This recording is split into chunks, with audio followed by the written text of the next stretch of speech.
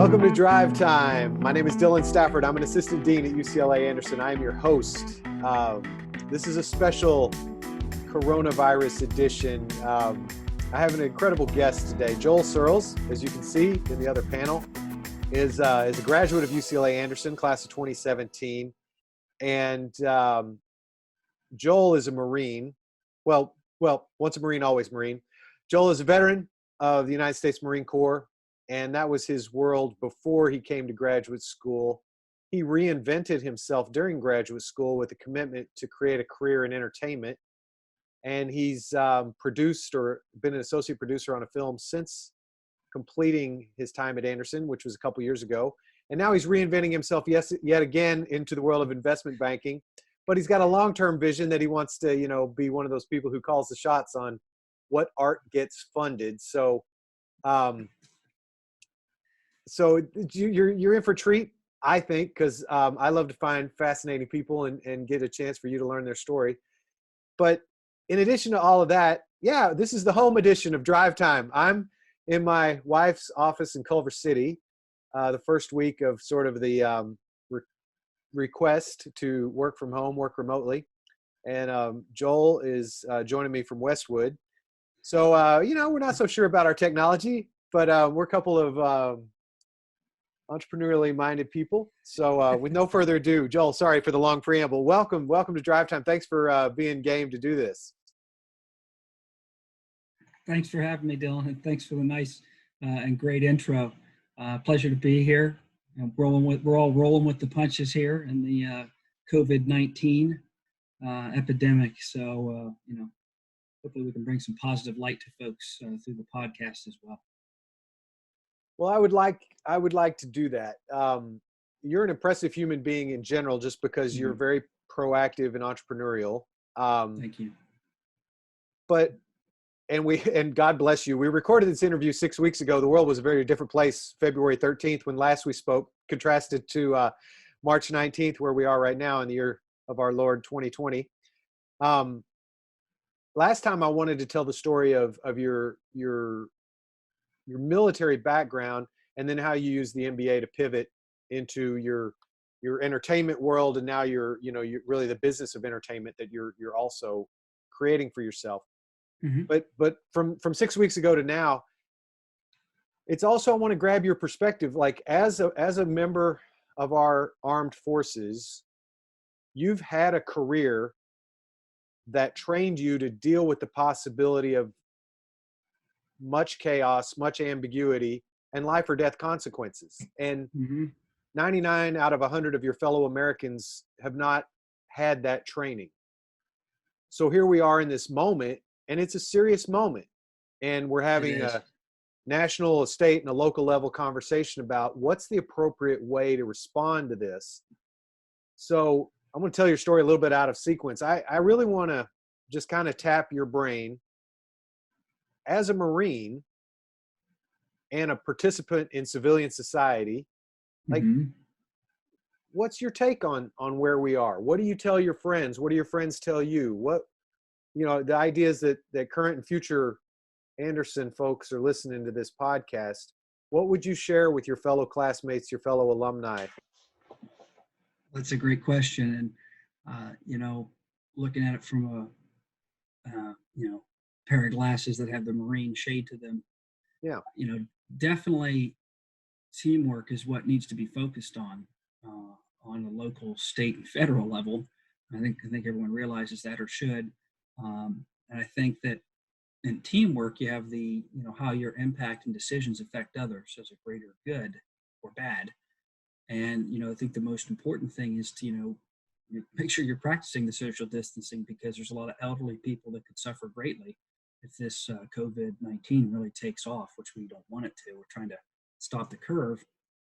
And I think it's important to, be prepared, but, have some common sense. And, buying 20,000 rolls of toilet paper is ridiculous. It's important to be stocked and set, but I think there's a selfishness that's running through certain individuals or groups of people that, it's not healthy for the society as a whole.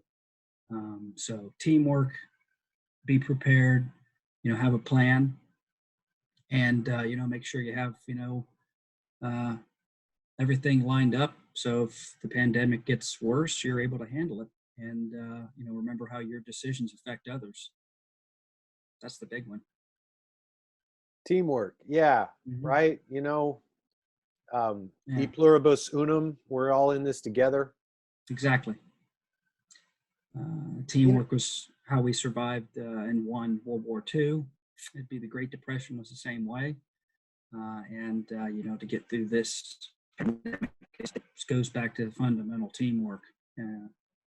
Yeah.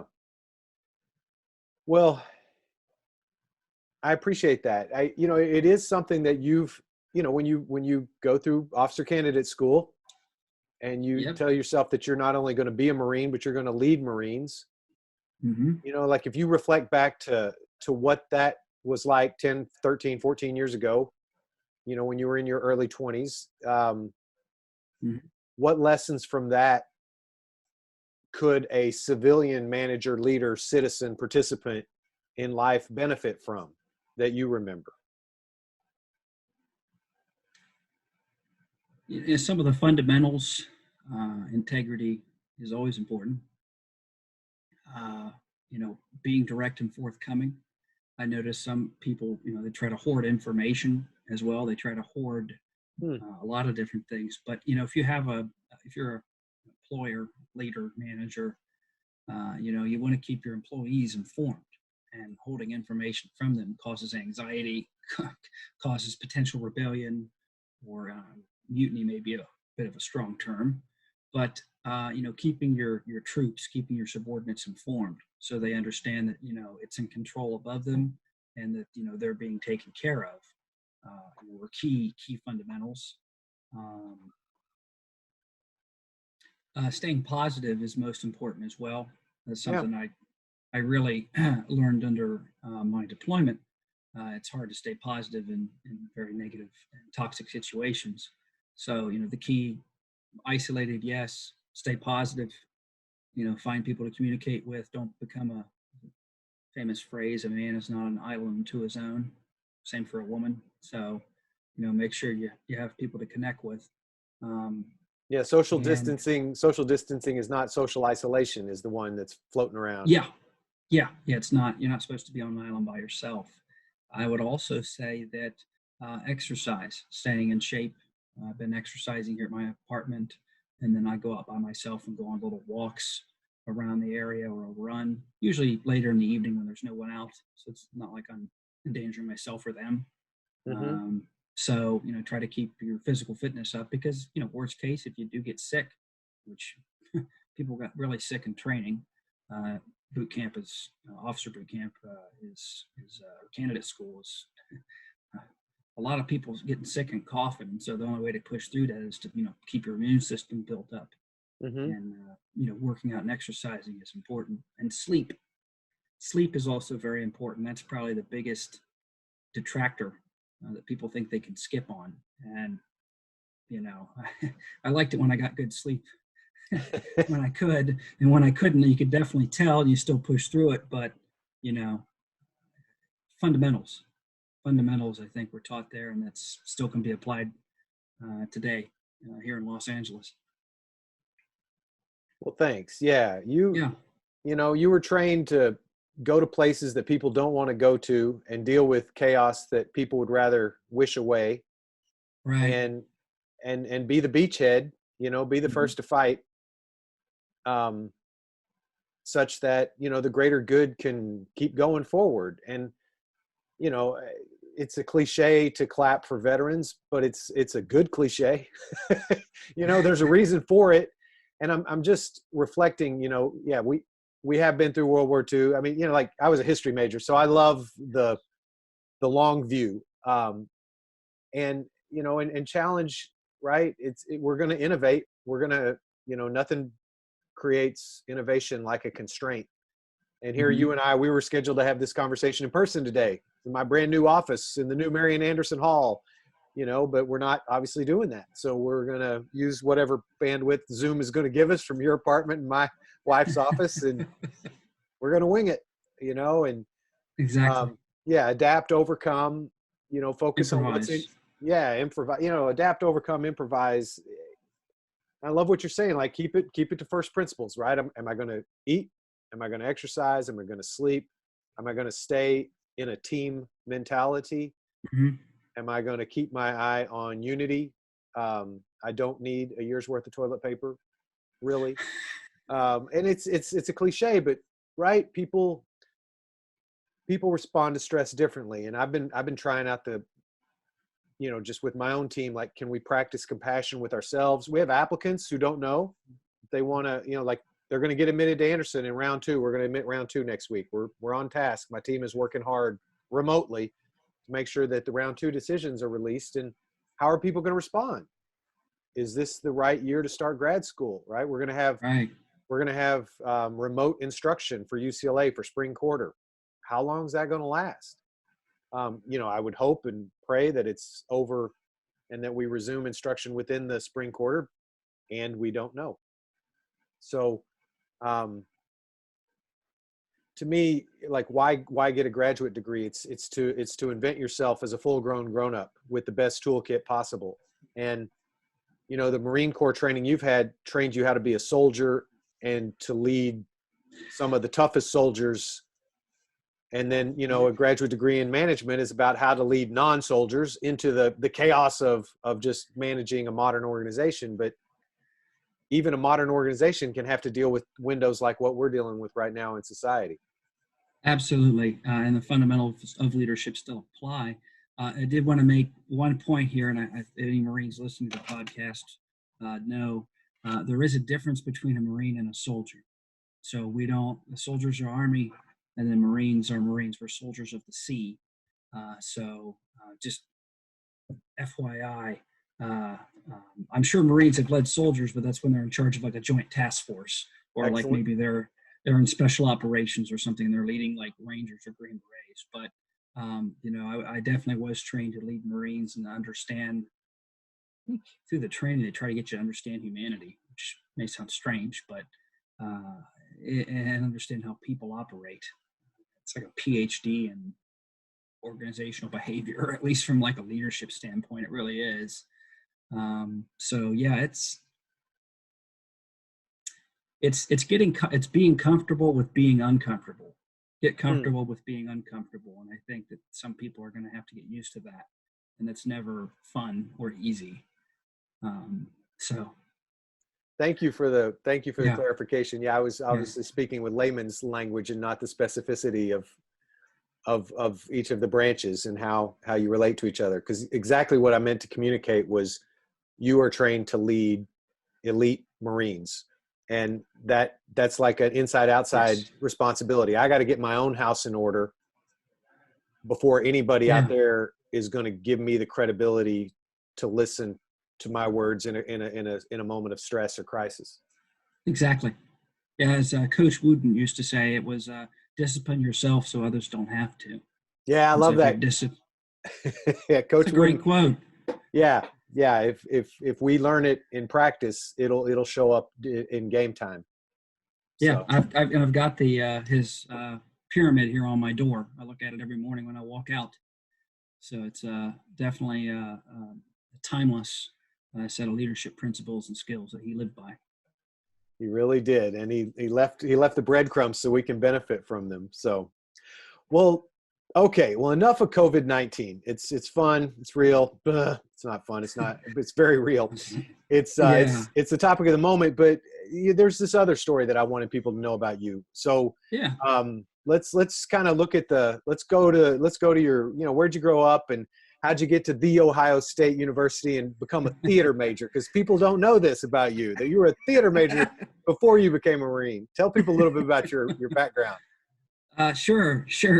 So I grew up in Ohio, in Columbus, or in Pickerington, and come from, I think, a normal middle American family. I had an older brother who was influential, hero worship as a kid, and I got introduced to it was like Back to the Future and Ghostbusters 2 and the first Superman film with Christopher Reeves and Richard Donner directed that. So I got introduced to some of these classics. I think think my dad had me watch Gone with the Wind when I was like 6. I watched it in 2 parts, but I was like, he was like, you need to know the classics. And it's like, okay. And so I saw Laurel and Hardy and the Stooges and Marx Brothers. I had like a lot of old Hollywood. And this is like 80s, 90s. This isn't like I grew up in like the 60s or something, or the 50s. So I got a lot of classics in as a kid, which had a good impact on me.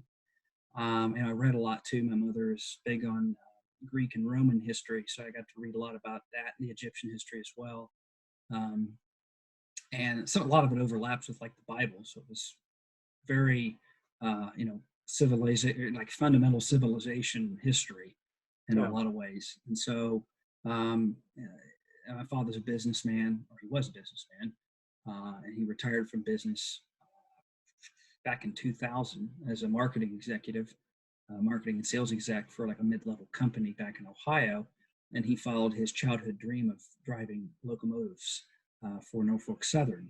So at the age of 45, he became a conductor on Norfolk Southern. He was like hanging off of boxcars and like tying handbrakes and, getting trains lined up to leave the train yard there in Columbus.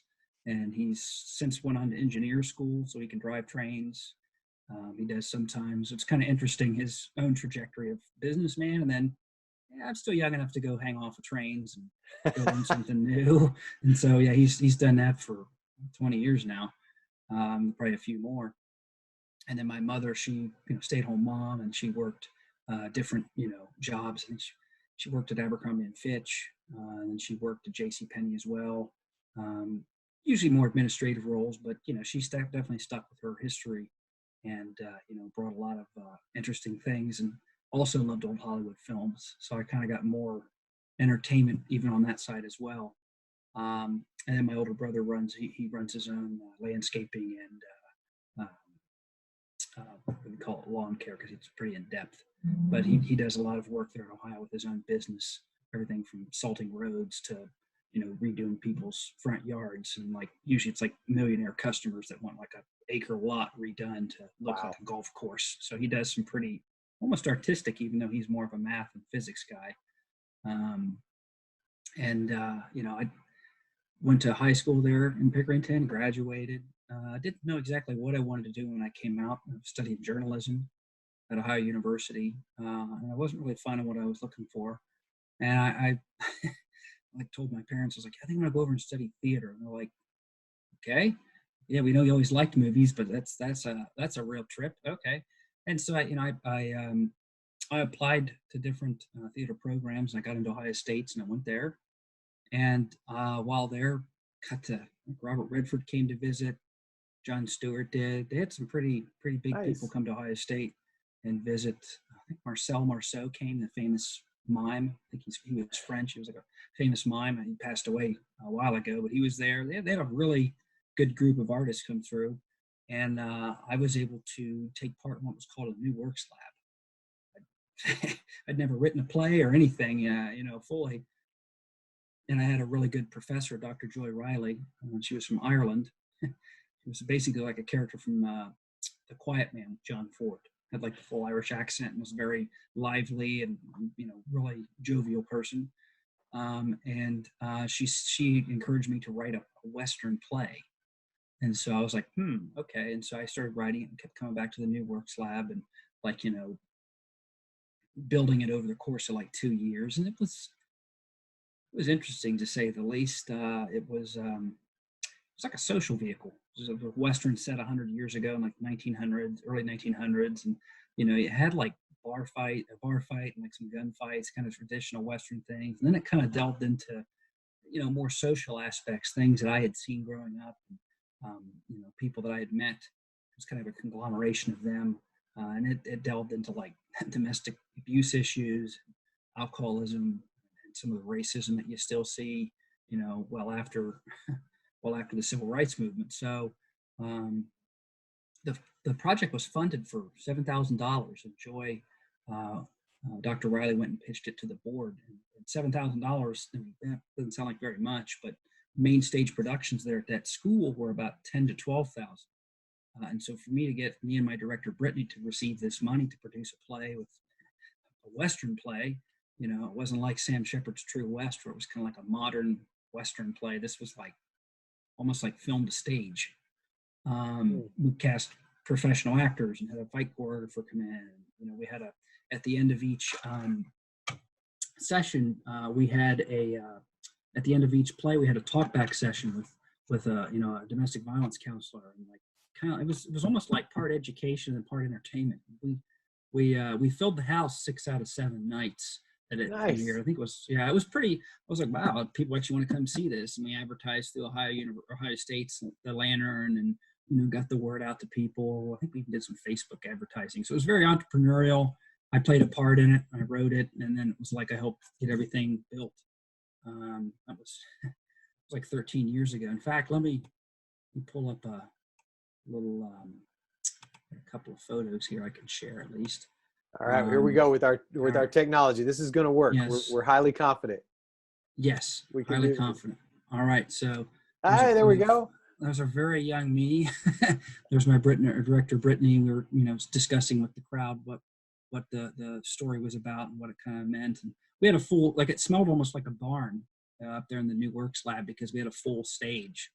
If you can fully see that, a full like Western set. There's another shot. And this is, you can tell the digital camera, and you can tell the 2007 film camera. The old school. There you go. Yeah. This, I think, was like a disposable camera or something. And so these were the cast members that were on the show, and it dealt with like 2 different families from 2 different sides of the tracks. And one family had a alcoholic father who was abusive, and the other one, absentee parent, and like a single parent household. So it touched on things that were relevant to 90s, 2000s, and could be relevant to early 1900s. So I wrote a thesis on it. I received like a degree in distinction, because it was like I wrote a master's level thesis for an undergrad production. So that was my undergrad. That was my time there at Ohio State for theater, and that was Antioch. So and you're listed as the writer, producer, or the writer and director of Antioch. Writer and producer. The director was Brittany Futrell. Oh, I'm sorry. You said Brittany. Okay, pointed Brittany. her out. Brittany did the directing, and she helped bring a great perspective to the script and the narrative, and some insights into some of the characters that I didn't even realize were there, even though I wrote them. So. And one of the things I love when you and I've talked more than once, how when you then you graduated college and you became a Marine, and there have been times where you thought that actually a degree in theater was actually good in the world of becoming a leader of Marines.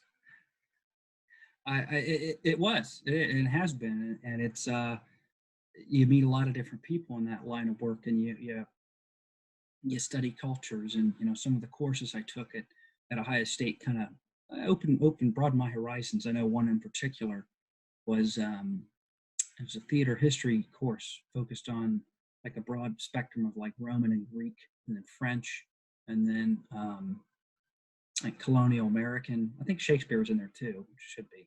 But it was taught by a Greek professor there at Ohio State. His name is Stratos Constantinides. I haven't talked to him in years, but that's a distinct name. And he'd actually had a military background in the Greek military. So he taught like a very structured, like thorough, like it was very cultured. The class was very cultured. He'd let me kind of like once in a while bring in like a film clip to show. And he's like, how do you know these classic films? I'm like, well, I just like them. He's like, wow, I haven't met too many students that enjoy these. He's like, I watched these films as a kid, So connected with him and learned about the Greek culture, and how theater was very important there, and like their Greek history was crucially important. History isn't important to a culture, but it was very it was very like tangible talking with him about Greek theater and like the mythology and like all these different aspects that tied into it. It was really cool. So that definitely gave me like a culture background. So it helped me connect with people too. Some people may say, "Oh, I can't believe that," but I could be shy as a kid, and I could be very friendly. But then I could also be like quiet and kind of like standoffish. It's just in different situations. I've gotten more comfortable as I've gotten older. I think you're supposed to. But growing up, like there were points where it was like I just didn't do too much, socializing outside of a small group of friends or core group of friends. And, after having done Ohio State, which is a huge school, and Yeah. then having spent time trying to cast a project and connect with people and, develop something that I've never done before. And my professor Joy was from Ireland, and then Stratos is from Greece, and there's these different people from across the globe. Actually, one of my professors, Dr. Alan Woods, he got a PhD, I believe, in theater from USC. Okay. And and it was in the early '70s, and he actually had a class with O.J. Simpson. O.J. Simpson came up to him and was like, "Hey, Mr. Woods, can you recommend me to an acting coach?" And so he was like, "Yeah, I gave O.J. a phone number for an acting coach back in the early '70s." I'm like, Wow. interestingly small world, for a professor. So it helped to kind of broaden my horizons and then make me feel comfortable in a lot of situations. And so when I joined the Marines, I was able to really connect with people from a broad background, and then also those who are much older, whether they were generals or colonels, sergeant majors, and then also those who are younger than me. I do attribute that to my theater degree. I really do. Yeah. Well, and that idea that we play roles in life. Father, friend, son, cousin, wife. We leader, and to realize that there's an opportunity when we step into a new role at work, a new promotion, obviously becoming a graduate student.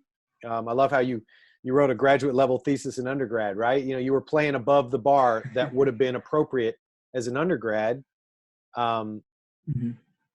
And like I love UCLA, Los Angeles as a leadership laboratory, that this is a big city with a lot of brand new arrivals, and there's not a lot of scaffolding. You kind of have to have some intestinal core strength to make it here, right? You do. I think San Francisco, New York, LA, cities like that in the US and globally, they're incredible magnets for youth and optimism and aspiration. But you kind of gotta hang in there long enough to build something, because there are a lot of people, it's the problem of working at a place like Disney or something, where there's so many people in line behind you who would kill to have the job. So it's awesome. I landed my dream job. I'm at Disney. I'm going to be an Imagineer. I'm going to make movies. But there's also this kind of pragmatic pressure of, wow, I better deliver, because people right behind me will if I don't keep up, they'll want to, well, let me do it. So theater as like when you occupy the spotlight, in a performance, when you occupy the spotlight as a leader in a company, in the moment we're living in the greater world, do you fill up the space? And what do you have available to you? You have your character, you have your education, you have your training, and then you have the moment. And it's one of those things. So in a performance in Antioch, you wanted 6 out of 7 sold out nights to really appreciate the creativity of your cast.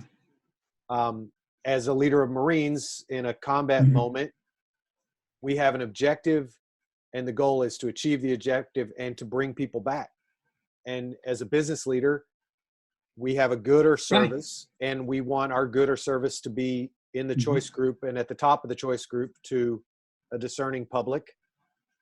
And people have choices, and people have substitutes, and why are they going to choose us, and why are they going to choose us this year and next year? So, how does one learn to be the CEO of their own life is a question I like to pose to new MBA students. You've promoted yourself by earning a graduate seat at UCLA. You've promoted yourself into a trajectory, whether you were doing it before or not, you're definitely doing it now. You're going to be the CEO of your life. And you trusted UCLA, and we're going to take a good trajectory and make it a better trajectory. We're going to give you something higher to aim at, and the tools and the network and the confidence that you can raise your sights to that higher trajectory. And then you can deploy yourself and be the best self you can be. So the themes I'm trying to pull together, because I love the richness of your life, Joel. Thank you. Right. You just I have a lot of veterans and active duty men and women in the program whom I respect very much. And I have the subset of the liberal artists and the creative types who bring their joie de vivre and their perspective. And, and you need all these different voices to make a great learning community. But I love your story because you overlap two worlds that don't so often overlap. And you've reinvented yourself multiple times in your life, with the theater education, and then your active duty service. Mm-hmm. And then you come to UCLA and you reinvent yourself yet again, that you want to be somebody who makes a career in entertainment. And now you're in your fourth chapter where you're reinventing yourself as an investment banker. With congratulations for the spring internship that you've just stepped into the last month. Thank you. You only posted it on LinkedIn today. It was a little bit like, it's always that trick with LinkedIn. When's the appropriate time to put the good news on there? It's actually like a modern dynamic that we all have to wrestle with, because you put it up there and it's official. And, as you have a life with different chapters, you want to honor the chapter before as you step into the chapter now, as you plant the seeds for the chapter that comes after that. So, well, what do you want to show some pictures from, you got a couple cool military. We can kind of give a little sense of your Marine Corps Odyssey with pictures worth 1,000 words. And then we'll fast forward after that towards UCLA and then get to the present chapter. Sure. Yeah. The Marine Corps, it was a vacation most of the time, I swear. Oh, I'm sure. Yeah. That's in the brochure for joining the Marines. It's a vacation. It is. You deploy to these beautiful countries and get a lot of sun, and people are just all friendly. That's not true. Okay. So now this is your father. Yep. My dad, Warner. And then that's a 165-pound version of me right then. And then that's my grandmother, Mana, as well. This was 2007 at the Marine Corps Museum there in Quantico. My God. She must have been so proud. Oh, she was very proud. Yeah, all her brothers were military members, and then her father was in the Army during World War II. So our family history goes back quite a few years to have served in the military. So let me see if I can pull up another one here. So there it is. There we go. There's me there on the bottom. These are the Marines I deployed with, friends and superiors as well, to Camp Leatherneck back in 2011. I was with the command squadron where we coordinated medical helicopters and close air support for troops under fire, those that have been injured. I got to work with some British gents as well. Let's see if I can bring up a photo of that. I'll share this one. This is with the Joint Helicopter Force Afghanistan, JHFA, which was the British helicopter part of their, I believe it's the British Army. And so this is an Apache. And it was one of the aircrafts we would send out to support the ground troops, whether they were special operations or regular U.S. Army or Marine Corps. Wow. That is an intense piece of engineering right there. Yeah, that's, you want that thing on your side. You don't want it against you, because it was interesting once those helicopters would be sent out to that area where the Taliban was operating. Usually the Taliban would disengage and disappear because they knew who was going to show up. It was not going to be in their favor. So definitely a good piece of good British pilots were there, and they knew how to operate their machinery for sure. So and here's a photo of me with General Hummer at his retirement. He was a Marine 3-star. Great guy. I don't know if you can see that there. Nice. Yeah, he was a prior enlisted Marine. He joined in 1970, and then I'm trying to remember when he retired. I'm wanting to say it was 2015 or 2016. I was the most junior person there and youngest person there.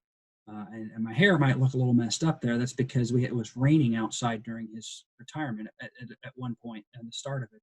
so we all got kind of wet, Ah. and so this was part of the deal there. So yeah, me and him, you can't tell it, but his blues also got some rain on it. So it was a beautiful ceremony. Usually they say rain's a good thing on like a retirement. So he's done very well since his time there in the Marines. He still does a lot for the Marine Corps and military community, and I still communicate with him probably about a few times a year, catching up to see what he's up to. So those were some of the different stopping points in my career. And then I think I should share this as well. You have the one. Well, I'll see where you're going, and then I'll ask. Yeah, the photos of me there on the Jan steps. Is that what you're Yeah, thinking? let's show the UCLA. So so your promotion from captain to major, right? Yes. This was the NROTC at UCLA was kind enough to allow me to spend some time or take time and promote me there to major. December 1st or 2nd on 2017. The gentleman here to the right, that's Andrew Ruff. He was my boss at Paradigm, also a Marine. And this here's Jason Cabell. He's a retired SEAL Master Chief, I believe, E8. And he was the one who also wrote and directed Running with the Devil. So it's kind of like, these gents here were military, but we ended up making a film together. And then there's a photo of me, taking the oath. And then a photo of us together. Hey, there's an iconic picture. Look at that. Yeah. And Derek Alderton came to the ceremony, professor there at Anderson. And then Adam Lotz, Michael Scalzetti, quite a few different Anderson grads. Otto Chair-Holmgee was in there. And then that's the photo of Andrew and Jason pinning me to major. So both of these guys were enlisted. Andrew was a corporal in the Marines, and then Jason was a E8. So there was I didn't have a bunch of fancy, flashy silver or brass promote me. I had enlisted Marines, or enlisted personnel. You get that sometimes. Well, and this is starting. I didn't give any good foreshadowing, so I mean I barely mentioned it at the outset. So we've talked about Antioch, your original play during college, but Running with the Devil is a feature-length film that you helped produce, and these pictures are starting to bridge these two stories. Should we talk about Running with the Devil, or should we tell because the FEMBA story is right there in the middle, because you were commissioned there towards the end of 17. You had recently graduated from Anderson, right? Right. If I have the sequence right. Sure. I did want to touch, the purpose, becoming a Marine, something was very important to me. And I felt it was the best way for me to serve my country and take part in the family lineage of military service and history.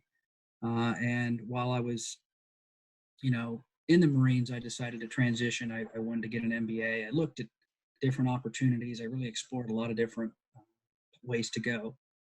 And I was very blessed and lucky to have good leaders that supported me. Yeah. And I decided on an MBA, applied to different schools, and got into Anderson, which was definitely a top choice. And I was proud to get in, and excited and kind of scared as well. Like, well, here's another me moving across the country. I was stationed in Tampa at the time at MacDill Air Force Base, which was a joint command. So I was at a Marine command there on the base, and 6-day road trip to UCLA or to here to Los Angeles, and ended up getting in, starting UCLA there in August, Leadership Foundations. And, the decision to go was because I wanted to work in entertainment, and I wanted to get into the best business school, with the entertainment background. So, obviously when Anderson said yes, I took the leap and ended my time on active duty and planned on a transition into the reserves. And I actually lived on a boat my first 6 months here in Los Angeles, down in Marina Del Rey. Nice. I lived on a Chris Craft boat that I rented from a mentor and a friend of mine. Still, initially was my landlord, water lord, as I call it. He was my water lord, and big support of the military. And his mother worked for like Boeing, or McDonnell Douglas, so he was like pretty pro-military guy. So, and came into Anderson and hit the ground running, taking the business core. And I did different internships in the industry, My first internship was through an Anderson MBA student, Adam Leibovitz, who worked at Unique Features. And Unique Features was owned by Bob Shea and Mike Lynn, who had founded New Line Cinema and had produced, the Nightmare on Elm Street films, the Blade films, the Lord of the Rings trilogy. There was like Lord of the Rings, actually the Gandalf sword. So Ian McKellen's sword from Lord of the Rings was in Bob's office on like a plaque, something had like his sword there. So there was some pretty cool movie history stuff in my internship. I just read scripts and got to meet Bob, who made all these movies, and he was really cool. And so, through Anderson, it was like I got my foot into the industry like very quickly. Now, let me see, there's like, I want to take some of your DNA and I want to sprinkle it on everybody's cereal at Anderson, because like you do networking really well, Joel. It's very organic for you. And part of the reason, like, people ask me, well, how do I get to be interviewed for the drive time? I'm like, it's mostly just call me. And we got to tell them sometime about the DeLorean. So if you guys remember the movie Back to the Future, for whatever reason, this is a different story. If we get to it, we will. But Joel has access to a Back to the Future DeLorean, all tricked out, driving. It's the actual DeLorean. He brought it to FEMBApalooza back in 2017. And, we're going to, okay, you're going to show him? There it is. That's me. This is, like, I got all these killer friends that I get to hang out with at Anderson, all these wonderful alum, but there's Joel. I love it. You got the Miami Vice look going with the white pants. So this is FEMBApalooza 5 or 6. I can't remember which number, back in the summer of 17. And, and Joel, I think you had called me the year before, even said, hey, Dylan, you think Palooza would benefit from the Back to the Future DeLorean? And it's like my poor little brain was like, what? Oh, there you go. Now you're in the will. There's my little guy. It's a great photo. Had to put it up here. Yeah, we had. For those of you, I hope we get to have Palooza this year. We'll see with Corona.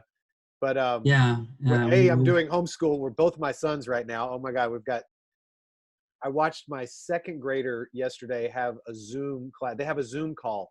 Second grade. They start every day with a Zoom call. It's like, that's amazing. World we're living in. Okay, but let me come back. What is the story I was trying to share? Just, so you called me and said, hey, do you think Palooza would benefit from a DeLorean? I'm like, well, what do you mean? What kind of DeLorean? You're like, the one from Back to the Future. I'm like, well, that's a non sequitur. How do you envision it? Well, people could take pictures. They could sit in it. It'd have a cool wow factor. I'm like, why, you were correct. It is a totally cool wow factor. The DeLorean from Back to the Future in front of Royce Hall, like, wow. But that's not what I want to riff on. What I want to riff on with you, not even riff, I want to ask, like, you're very organic in how you are aware of people around you. I mean, you see it in your commissioning pictures. Like, you're really good at inviting different communities of your life into your current and your future building life. And I would love to clone some of that or offer some, because it's like, you and I talked in our prep, like, hard to believe, but sometimes you're a shy person, or maybe you said it in the interview right now. I have that quality too. I get paid to talk for a living, so I've gotten more comfortable with it. Right.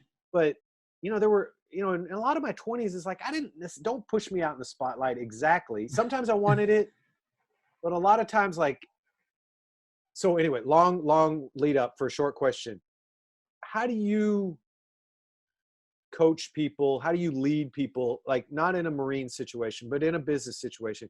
How do you encourage people to both face-to-face network, but also digital network? How do you track people? It is all in your brain. You put it in a digital structure because you're really good at it, and you've done it in your military career, and now you're doing it here in Los Angeles. And I think it's a learnable skill. I'm sorry, this is way too long of a question. Joel, talk now. Hold on, let me get a drink of water real quick. Yeah, exactly. Yeah, Joel just aged a year with Dylan's never-ending question. Hold on, I've got to go shave real quick, Dylan. Yeah, thank you. Rapunzel. It's ridiculous. I still can't grow facial hair. I'm in my 30s, like I'm still a baby face.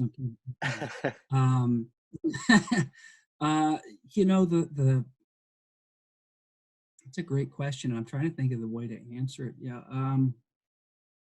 I think it's an internal mindset. There was a Marine I worked with who he helped assist ROTC. He was an enlisted man getting his education to go be an officer. Nice. And his name was Christopher Kakis, K-A-K-S. He was a gunnery sergeant, and then became an officer, and he became an infantry officer. Like, he was a really I liked him. You know, some people didn't because he was stern, but it's like, you know, if you did the right thing and took care of people and didn't lie to them, you were fine, and you shouldn't be lying anyways as a Marine officer. And so, but Kakis made a comment. He said, I can do a lot of things with somebody if they have the right attitude. Mm-hmm. And that was like the willingness to learn, you know, willingness to grow and push themselves out of their comfort zone and really do it, not just talk about it. Because some people talk, oh, I'm out of my comfort zone. Well, how is that? And is that actually making you grow? And sometimes I don't know if people are, but Kakis was able to, like, he just said, he's like, you can do a lot if you've got the right attitude. And he's like, you really need to pay attention to that. And, you know, he was kind of, it was encouragement for me. And also was kind of like, you know, I think a good sounding board because I had the right attitude to continue learning. You know, I feel I still do, which what brought me to Anderson, what brought me to, you know, kind of reach out. So I think being grounded, knowing yourself and having the right attitude.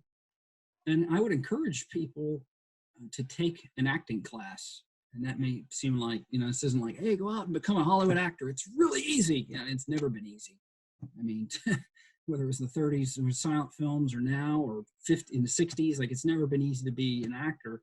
But the skill set that, you know, a lot of actors have is connecting with people and like being able to kind of like listen on an intuitive level. You kind of develop that muscle, that I guess that intuition. And, you know, I'd recommend like a Meisner class. Sanford Meisner had a method. I'd recommend a Meisner class. I'd recommend, you know, doing some public speaking. I think Toastmasters is good. And I think just having the curiosity when you're with people to ask them genuine questions, because people can tell when you're genuine and when you're not. If you're the real deal, it seems to, you know, people seem to open up to you. And I like to think I'm a genuine person, or, you know, forthcoming, or I know who I am. I know my identity. I don't try to be something I'm not. I think that people pick up on that when they're like, okay, like, he's not trying to be something that he's not. He's just himself. And that can come, you can hone that skill set through an acting class, and a good acting class, not some Hollywood, we're going to make you a star acting class, but somebody who's like studied like stagecraft in New York or stagecraft in London or stagecraft in San Francisco. I think that's where you actually gain it. And some of the instructors I had in my undergrad, Dr. Riley, Mandy Fox, who'd studied at Yale and had worked, she worked off Broadway or Broadway, I can't remember. You know, they were very much like, you know, you have to ground yourself to be natural. And I'm like, And you just kind of learn that when you're around those types of people. And they were good actresses. And I had some good acting coaches that were men as well. And it's kind of like, you just picked it up. And then I went into the service, and you had Marines who were this, you know, very much, they knew their identity. There wasn't going to be any, you know, what you see is what you get, or that's what you're supposed to be. And I had, you know, enlisted men especially were that way. The officers, you have to be tactful, and you have to, you know, play politics as always happens in any organization. But a lot of the enlisted men were pretty much like, you know, and I was like, there's something to that. So I tried to. That's why I had enlisted men there at my promotion. You know, that I've been promoted by officers in the past, colonels and captains and stuff, but. You know, at that point in time in my life, I wanted Jason and Andrew there because, you know, they would tell you the God's honest truth. And I've had colonels and generals tell me the same. I guess just acting classes, being mentored by good leaders, I think is important. You have good leaders there at Anderson that can mentor people. Hope I'm not giving too long of an answer. I'm just I gave you a 5-minute question. You know. So tell me, Joel, how do we get to world peace? Well, let me reference Henry Kissinger's book, Diplomacy. You know, it's like, let's go back to it. First original prime source. Yes, prime source, Henry Kissinger. Go ahead, Henry. Yeah. I'm kidding. So I mean, I hear a couple things like, you know, be true to yourself, know yourself first. And if I could just observe some things that I've seen with you, and you could say if these are accurate or not, but you know, it's consistency. You know, you'll ping me every 6 months. Yeah. You're interested in your own life. and you seem to be interested in the lives of people around you. Which is we can tell a little bit of the Running with the Devil story. Like you were aware of the script, you were aware of other scripts, but you actually became kind of a bridge. Like this script is more than just an average script. And then you were playing that connect the dot role. We haven't talked about Anderson at all. I know you've got some cool pictures. You were an active student while you were here. You did, you did the study abroads. You went, you didn't just hang out with FEMBAs. You met full timers. You met executive MBAs. You met, Dean Osborne. His mentorship opened up career pathways for you. Dean Osborne's been great. He's been very kind and very, he has a rooting in the military. He was ROTC at Stafford in the 60s. I believe he achieved the rank of captain in the Army before he got out, and then he continued his studies at Stanford. And so he was very, he runs the entrepreneurship boot camp for veterans. I was one of the TAs or one of the mentees there. So I had a great opportunity through him. Oh, tell people a little bit about that. That's like a total hidden jewel within Anderson. So to tell people about, tell them the full title. The Entrepreneurs Boot Camp. It's Entrepreneurship Boot Camp for Veterans, EBV, and Al Osborne is the head of that. And he brings in professors, Eric Sussman being one of them, along with quite a few other great ones, who come in and give basically entrepreneurship classes to veterans. I think Derek Alderton has been in there teaching, which I took about every class I could of his while at Anderson. He was a McKinsey partner, but also he was a clearance diver in the Australian Navy during his undergrad days, and he went to a military academy in Sydney, earned a scholarship. So Derek he brings a lot to the table when he teaches veterans, because he is one and he understands it, and he also understands business. He was an investment banker too, and a McKinsey partner, so he was an interesting guy. But Derek is one of those great professors who Dean Osborne calls on at different times. And so you kind of, different veterans can apply, and it's it's 3 weeks online and 1 week in person if it hasn't changed. And so you do 3 weeks online, and I've had 5 or 6 mentees, as I was the mentor.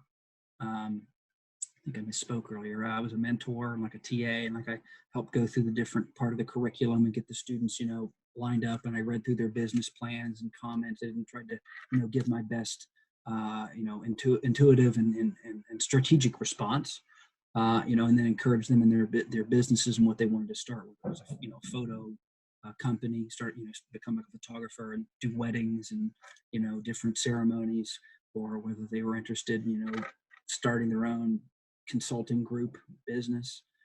And so when they came to campus, they were connected with great resources, and, Al was there, and then, you had Eric and geez, I think they had 10 or 12 different courses on marketing, on entrepreneurship, on networking, on strategy, on operations. It was almost a very mini slice of an MBA, given at a pretty fast pace.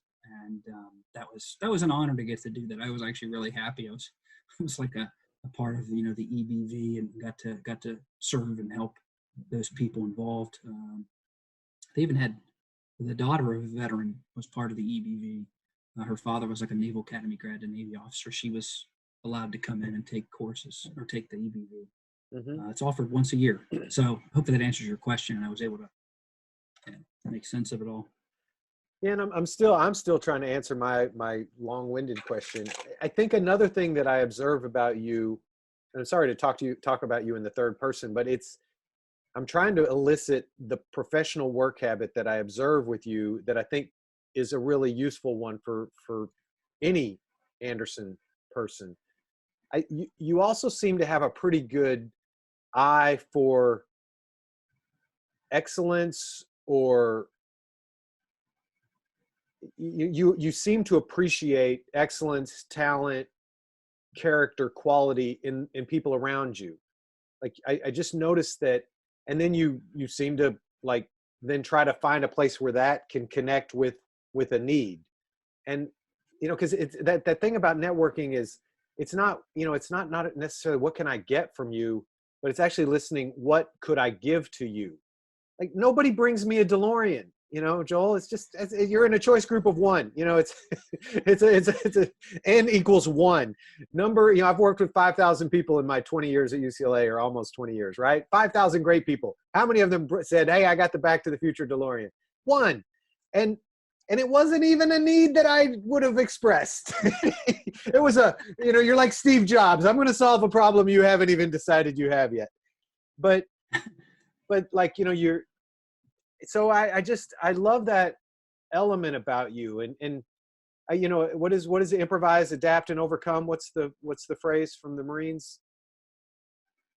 The one that it's been Hollywoodized, but yes, it is improvise, adapt, and overcome. Okay, well that's okay. Well, we're blending the Marines and Hollywood anyway, with the telling of your tale. But like the entrepreneurial approach, like, okay, you're trusting UCLA to get your graduate degree in business, and if you live in a big city like Los Angeles, you have to be an entrepreneur anyway, because this place is just too damn expensive. You know, one job won't pay to live here. You either have to have, you know, means from your extended family, or you really got to hustle for a couple decades to establish kind of a baseline. What you had in Ohio, what I had in Texas, it's hard to have that here. Yes, so it is. That entrepreneurial mindset of, I'm aware, I don't own all the assets that I need to build something, but I'm aware that the assets are around me. And very much in a film production metaphor, I can deploy, okay, you're good with the camera, you're good with lights, you're good with sound, you're good with editing. I know people who are good with lights, sound, record, you know, filming and editing, and I can bring them together for a project. That's the Hollywood metaphor. But the MBA metaphor is, hey, I got an idea. Hey, I know how to get financing. Hey, I know how to go get services. And we can get a CFO, a short-term CFO. We can put together a virtual board. We can give something enough nurturance that it can come to life. And that's that entrepreneurial mindset that I think Anderson is uniquely good at imbuing to people. And it's requisite. And I mean, look, the economy is given away. All the value of the Trump years has gone away in the last 2 weeks. That's crazy. That's a crazy shock. And we're in the middle of it. Mm-hmm. And yet that is going to open up doors that people who have their eyes open and can maintain their calm will be able to connect the dots and build something that's going to help us go forward. Even as terrible and dramatic as this chapter we're in is going to be, and it's going to have real human consequence, and we should do our best to alleviate suffering wherever we can.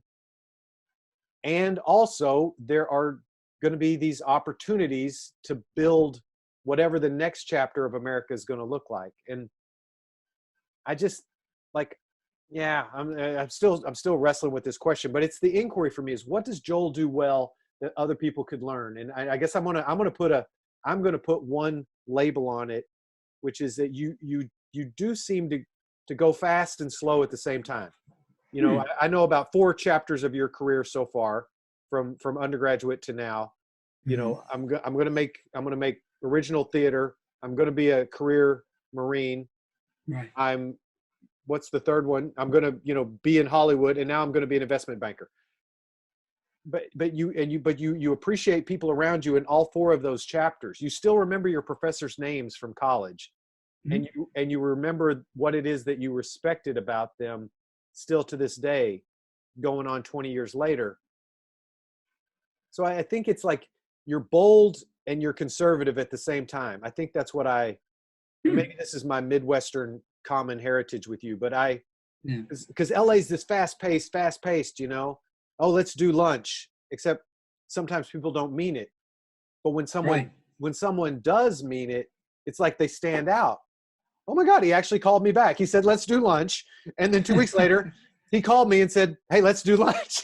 Right? Like, I love that about how I observe you conduct your business of going through life. And I think it's a transferable, borrowable, learnable skill that could serve a lot of your fellow Anderson current and future alumni.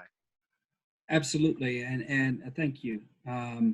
That's just how I was raised. And do my best. If I tell someone I'm going to do something, I do my best to do it for them, keep Yeah. my word. If I like somebody, I get along with most people, I think. And if I like somebody, follow up and have lunch with them.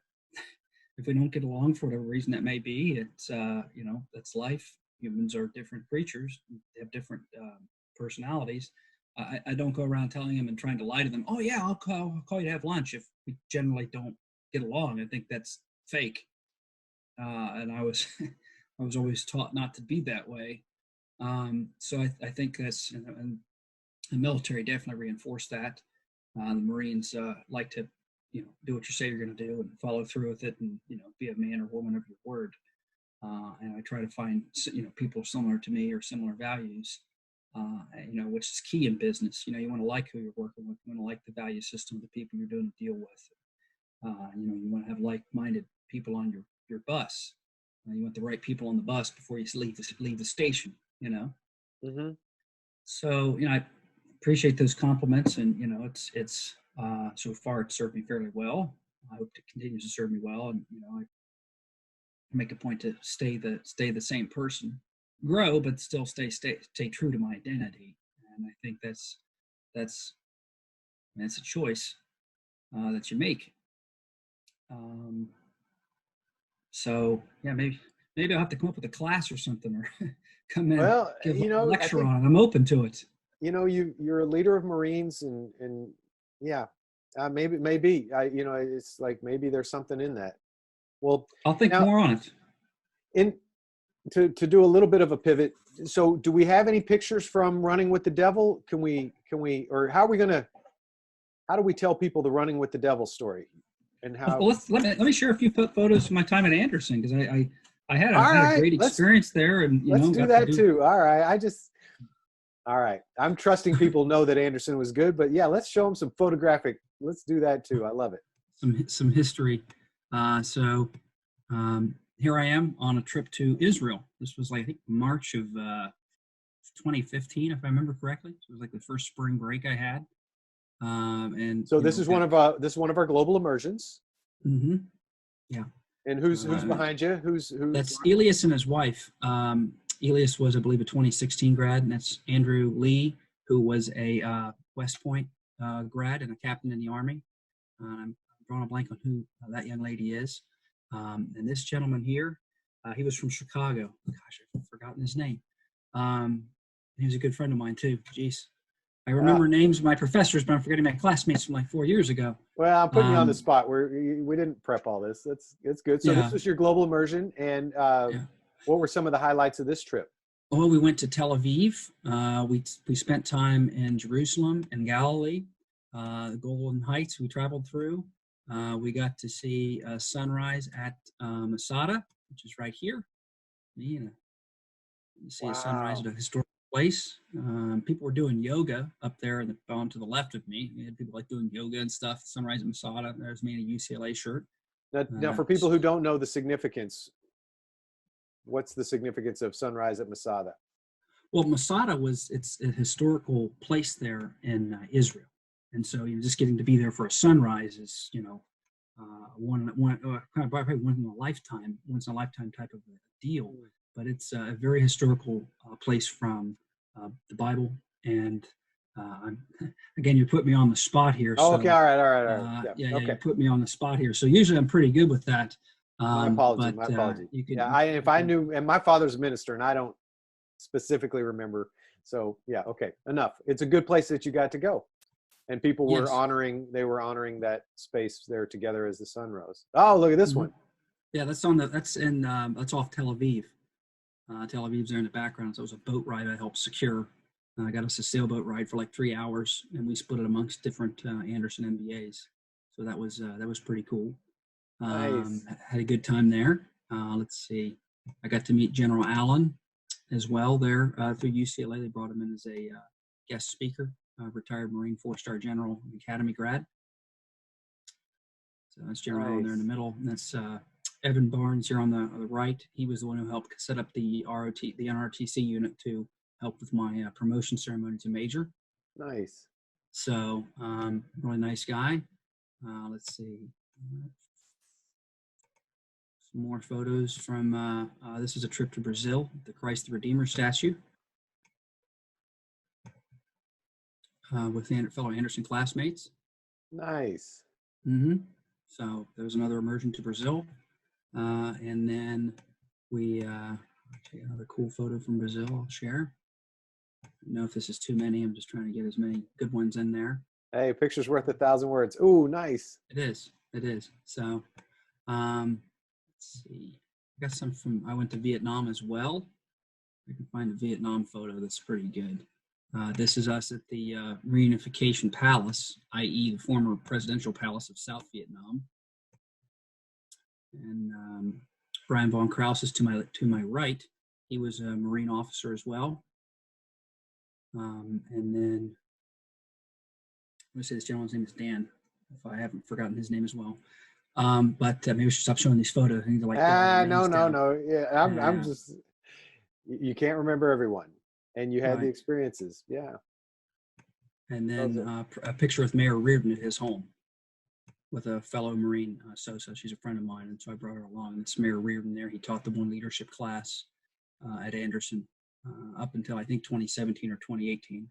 So that was a great experience getting to hear the former mayor of Los Angeles and a businessman speak about his time and what he could share. Well, yeah, and you talked about the entrepreneur boot camp for veterans and the EBV, and our Reardon program is another incredible contribution.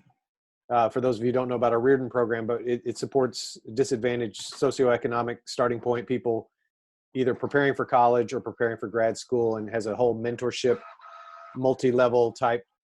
Reardon Fellows, yeah. It's a great program. Well, not multi-level like multi-level marketing, but connecting different generations of aspirants with people who've been there, that we can ladder people up.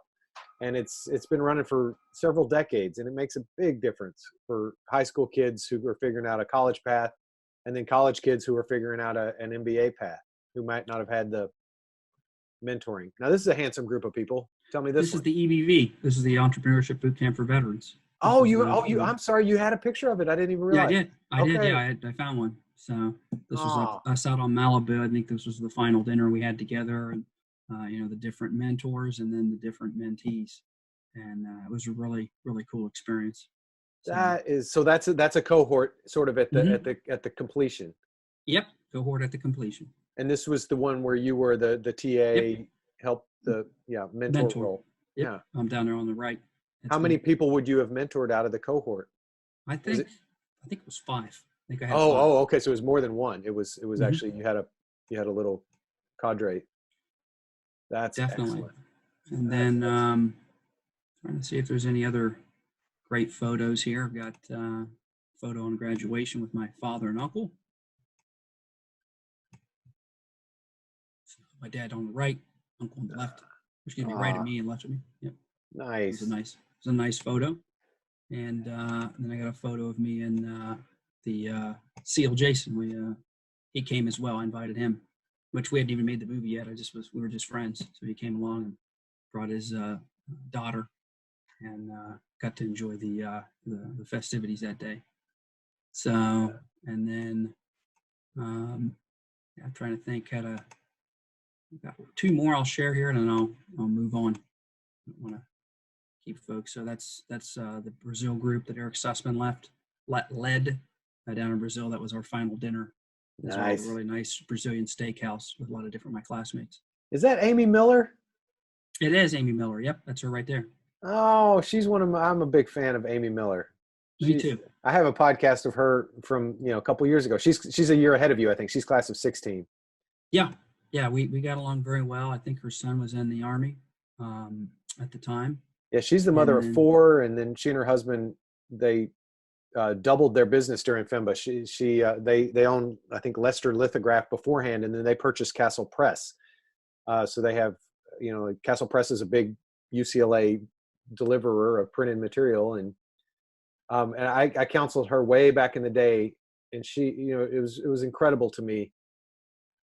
She, I think, is a religious studies major from Pepperdine, and and mother of 4, and she's one of those people. I love her story because she had so much potential that as an admissions dean, I could totally see it.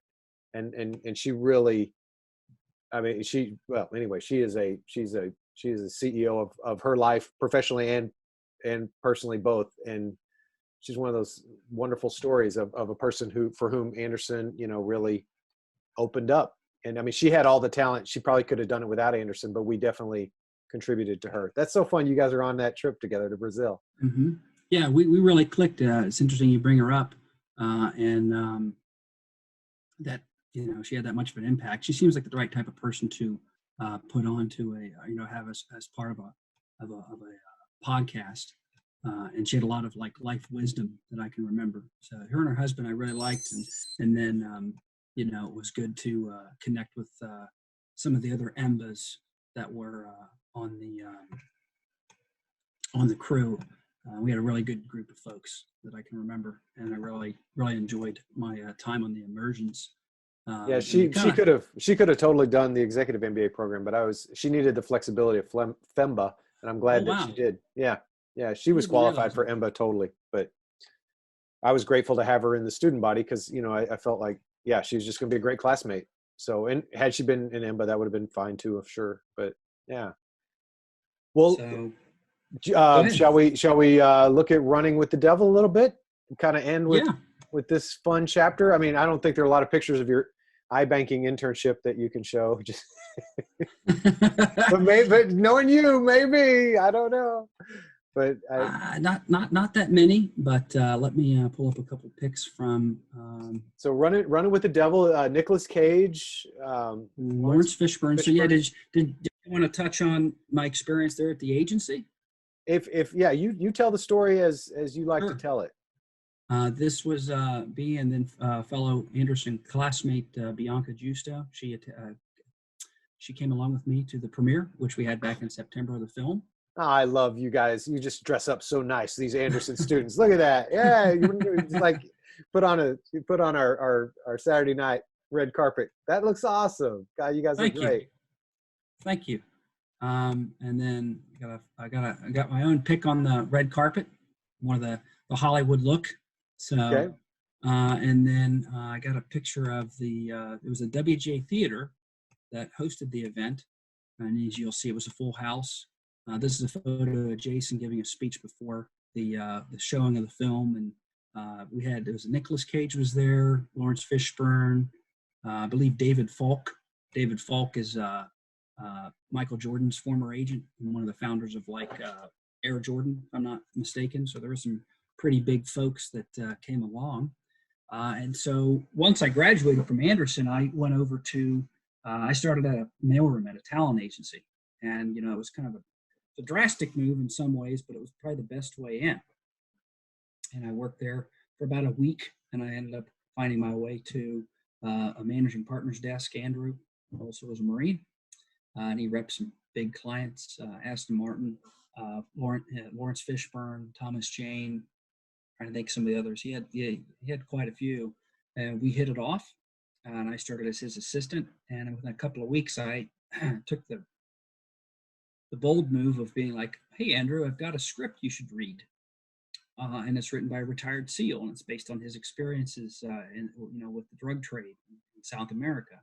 And Andrew's like, okay. And he'd done a lot of internal financing and M&A work there at Paradigm. So it was kind of like, it's like partial consulting, partial financing, partially,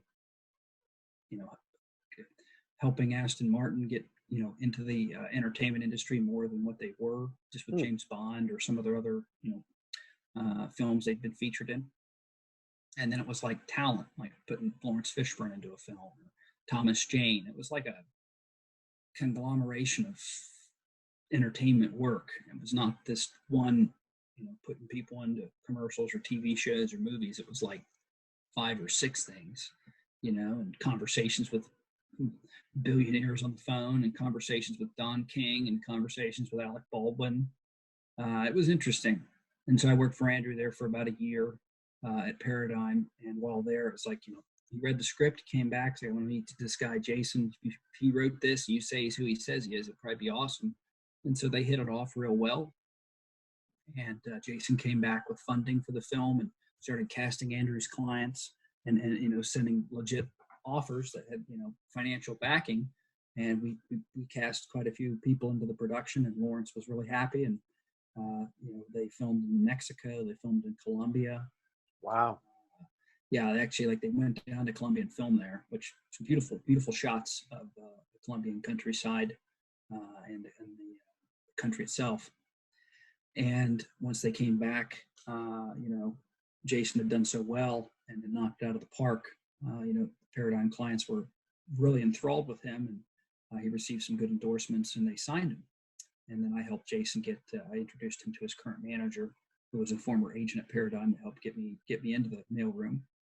And while I was there, and it was the literal mailroom. That's not a figure of speech. I was delivering mail. I delivered mail. I delivered boxes of wine to people. I delivered scripts. I think I had a couple of trips across the city going to get stuff for people or drop it off to them. Now this is during FEMBA, or this is after. I graduated in June, and then I started in August in the mailroom. So, I apologize. I want to go back to where you were, but just to keep the reality in your story. So you weren't, this wasn't the $250,000 post MBA job. No, it was not. This was the, minimum wage, Hollywood, start out just like everybody else did. Yeah. And I don't know how to tell people that part of your story without them going, what? I thought it would all just be instant, but. No.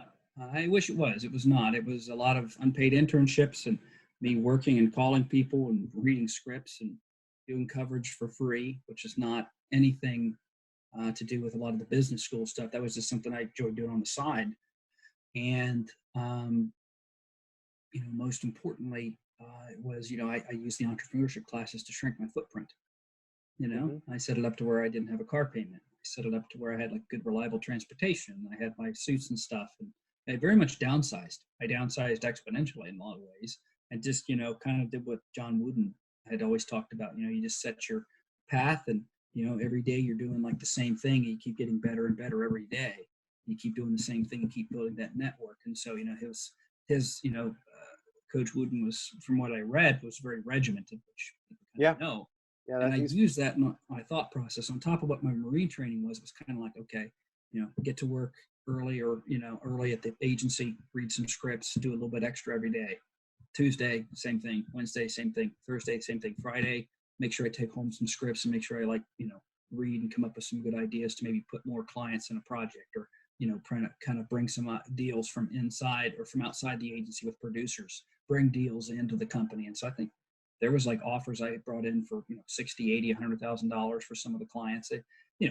Did they take it? Sometimes not, but it's I still was trying to bring in outside business with an entrepreneurial mindset, and kept it, pretty small footprint, and still do, so I can kind of have more leeway and be able to not have a lot of overhead and just stay focused on the mission. And that's something I learned at Anderson, something I learned from Professor Geis's course about shrinking your footprint and making sure you kind of you streamline everything. And so I'm all right, I know how to streamline stuff in the Marines.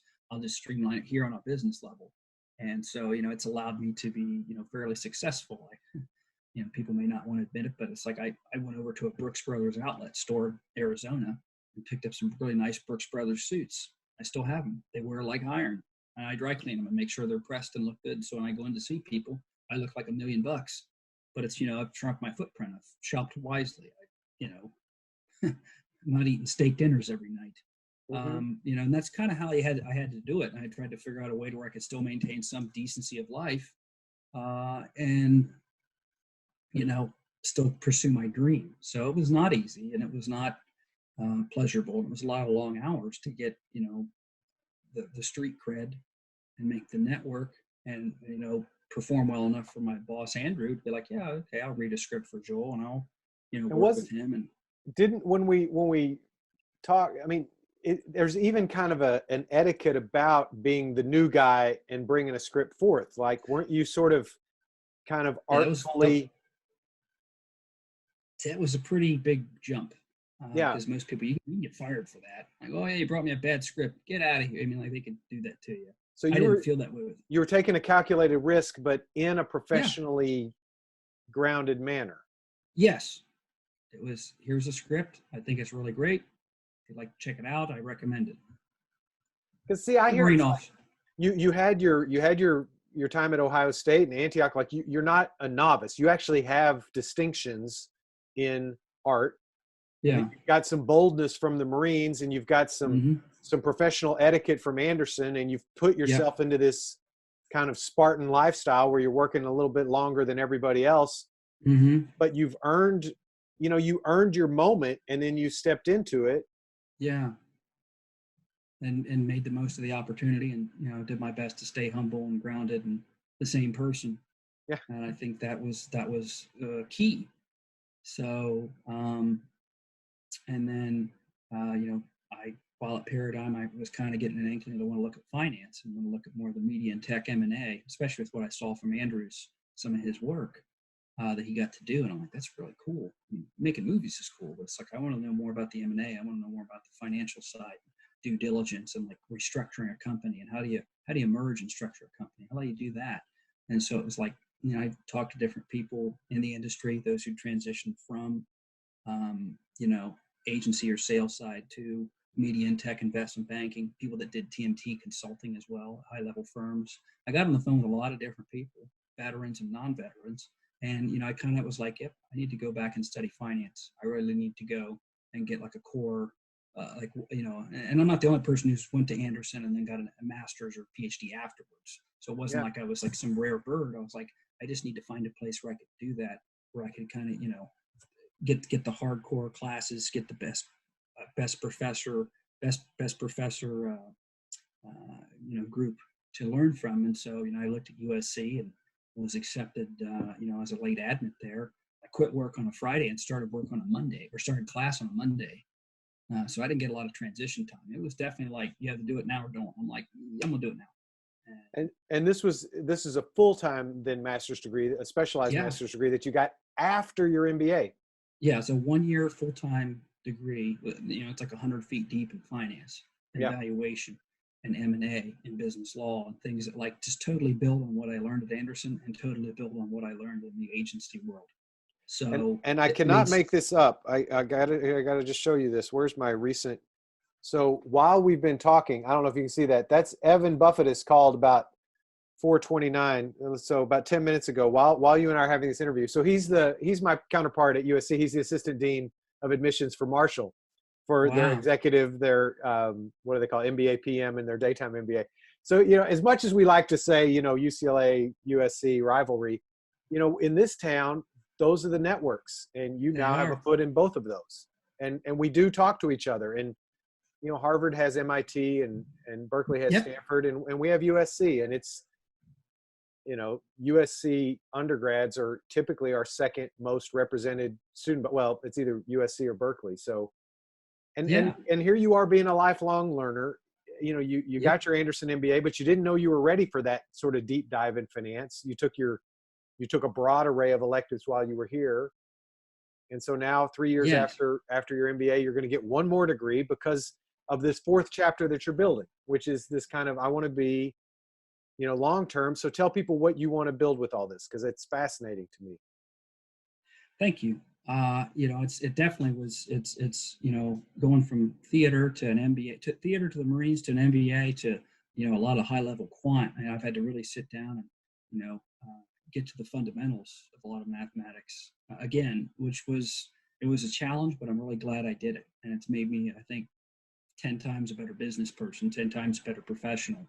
Even as a Marine, I think still a reservist. I still serve in the Marine Reserves in the Entertainment Media Liaison Office. So I'm a consultant to Hollywood for Marine projects, and I've got to establish relationships with DreamWorks. I actually got to say hello to Steven Spielberg back in December, because we were there to meet with the exec. Spielberg walked through. He was like, "Hey guys," I was like, "Hello, sir." Like, I got to, wow, it was really him. It's kind of like a pinch yourself moment. And so, I've helped establish relationships with Warner. We're working on one with Disney and some others. And so it's like I still kind of use like my business mindset and relationship building and the things I learned at Anderson and at USC in my reserve capacity. Like I don't shut that off.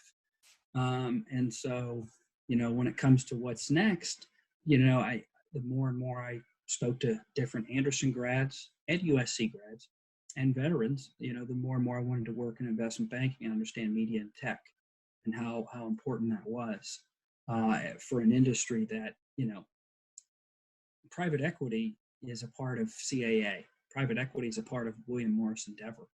And a lot of firms are going that way. And a lot of studios have, former investment bankers and consultants in TMT that work in their strategy departments. So it's like, studios are it's not Jack Warner and Walt Disney reading a script or telling one of their producers or brothers to go make a movie because it's cool. Oh yeah, go make Casablanca. That's great. That doesn't work that way anymore. At that point in time in Hollywood, it was, oh, Humphrey Bogart's in this. People will show up to see it. And they kind of did. Oh, John Wayne's in this, or Ava Gardner, or Marilyn Monroe. Oh yeah, they're in that. Grace Kelly. Yeah, people will go see it. It's a good script, Well, Hitchcock will direct it. That doesn't exist. I mean, yeah, you still got people that'll go see a Spielberg film or a Lucas film, or they'll go see a cutting edge, Oscar nominated film. But it's you have to. There's a real strategy to it now. They kind of want to build an intellectual property, and they want the fan base, and they want the it's very much a almost like it's become a very business strategy focused as opposed to just a gentleman who loved artwork and animation, Mm-hmm. Building his own studio with his brother Roy. And then taking off in the 40s and 50s and then building a theme park. Like that's kind of, it's just a different era of the world and of the industry. So yeah, there's a reason for it because in the long run, like you really need to know the banking, you really need to know the mergers and acquisitions. I feel if you want to have like a long-term game in the industry. I could be dead wrong. I could be totally wrong. I just don't think I am. So that's what leads me onto this path. And actually, I find a lot of the work fascinating. It really is the in-depth to look at the numbers and the projections and the modeling and the building a pitch deck and being able to like really believe in what you're selling and having metrics to do that. Like that works for me, 100%. So does that answer your question? Yeah. I mean, you got a fascinating life. It doesn't fit in a soundbite, and that's the kind of life I'm it's taken us 2 tries to tell your story. we recorded this back on February 13th, but I didn't like the look and feel of that shot. Didn't work, and I appreciate your giving me another go at it. And oh my goodness, from February 13th 2020 to March 19th of 2020, the world is radically reorganizing itself. And I hope whenever someone listens to this a month and 2 months from now, that I hope we get through this without it getting more serious than is something that we can deal with. But your life, you're on the court. You could be wrong. Yeah, well, we could all be wrong, but you're voting with your life. I love you. You've shrunk your footprint. You've put yourself on pathways that are thought through, and yet they involve risk. But what's that whole thing? What are you going to regret at the end of the journey? The things you tried that failed, or the things that you didn't try? Yeah, I definitely, you have to live that way in life to where you don't want to have a bunch of regrets. And, there's been times where I'm like, well, I wish I'd have done it this way. And I thought, well, if you have those thoughts now in the future and that doorway opens up, take the opportunity. Don't sit there and wait for somebody to come ask you. I think we all have that in life where it's like, I should have said something, but I didn't. Yeah. But I'll say something next time. And you just need to make sure you say something next time, or you take the action next time. Because if you don't, you just keep making the same decisions and keep making 4 right turns and going in a circle. I've been here before. Yeah, this seems very similar. To quote The Matrix, I've been down this path before. Yeah. Take the other pill. Take the other pill. Exactly. So, in the next decade, it'd be great to be working somewhere in high level finance and still have my hand on the entertainment industry. And you'll be coming back and guest lecturing or teaching your own class. I can just see it. Well, I'd love to. I think that's going to happen. I think it's going to happen. So I appreciate it, Dylan. I appreciate your kind words. Well, any last thoughts you would share? This is an extended version of Drive Time, but hey, we're in a moment in history where people got a little free time on their hands. So this is Joel Searls. He's a Marine. He's a man. He's a person. He's a human being on the planet trying to make a difference, and really putting himself at play to be a person that people will trust and listen to, so you can make art. I mean, it's an amazing combination of chapters, the 4 chapters of your life, just even as I observe them. But any things you'd want to say to current students, to future students, to alumni?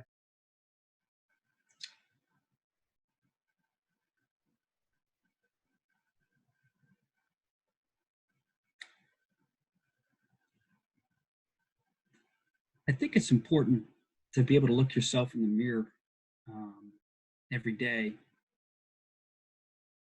and whether once in the morning or at night, you're brushing your teeth and getting ready for bed, to be able to know that you gave it your all, that you stuck true to yourself and your values, and I guess you did your best.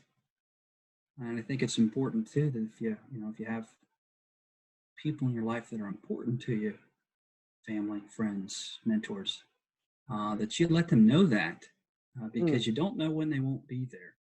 There's people in all of our lives, mine as well, that maybe you wish you could have said something different to, and they're not here anymore. And so it's important to let that person know they matter, that you love them or you care about them. Because in the end, it really is, it's relationships. And we started with that, with the coronavirus, about teamwork and thinking about how your actions impact others. But in the end of it all, it's about relationships, and you need to have good relationships in life, because people leave this earth, and like I said, you don't get a chance to tell them what you should have or wanted to. So don't let that moment pass by. I think that's probably the most important one. Yeah, I thank you. Yeah, I've been asking myself, what are we supposed to learn from this as a state, as a nation, as a planet? And maybe it is relationships. I mean, I'm sure there's many things. Yeah, and the preciousness of the moment. Yeah, who should I tell that I appreciate them today? Not take that for granted, that I'll get around to it. Exactly. Procrastination. People are important. I was taught people are more important than things as a kid, and people don't care how much you know until they know how much you care. I love that. Those are pretty simple. And I think Coach Wooden probably had quite a few of those similar quotes in his books. Maybe that's where I'm getting some of them from. Yeah. But those are, I hope that doesn't go too philosophical. I just try to give I guess, an honest answer. They stand the test of time. We still say them because they still resonate. Yeah. They do. Yeah. And sometimes, his philosophy was very American philosophy. It was very grounded. It was Midwestern. He loved his father. He respected his father. His father gave him very clear boundaries, and he lived within those boundaries in his old-fashioned kind of way. And he made a huge, he's a unique human in American history, let alone UCLA history, Coach John Wooden. And what a wonderful person to bring forth here as we complete our conversation. So, absolutely. You don't win wars with guns and bullets. You win it with people first. I think that ties into that same, more of a traditional value system and old-fashioned, but stuff works. Yeah. Yeah. So. And we're in a moment now where we need solutions that work, because it's a pull together moment, and it's a pull together, be sane, be sober kind of moment. And we've been through moments like this before, and we will comport ourselves appropriately, and we'll create a future that our kids can inherit someday. Absolutely. It's kind of has a sense to it, not exactly, but a sense to it of like September 11th. It does. Same type of attitude you have to have. Yeah. So anyways, it's been a pleasure, Dylan. Thanks for, honor to be on the show, and appreciate you listening to some of my stories and having me on and extending the time. So pleasure. All right. All right. Well, everyone, this is Joel Searls. Look him up on LinkedIn. Follow his next decade, as I will be doing. And Joel, just thank you very much for your time. You're welcome. Take care, Dylan. Bye-bye.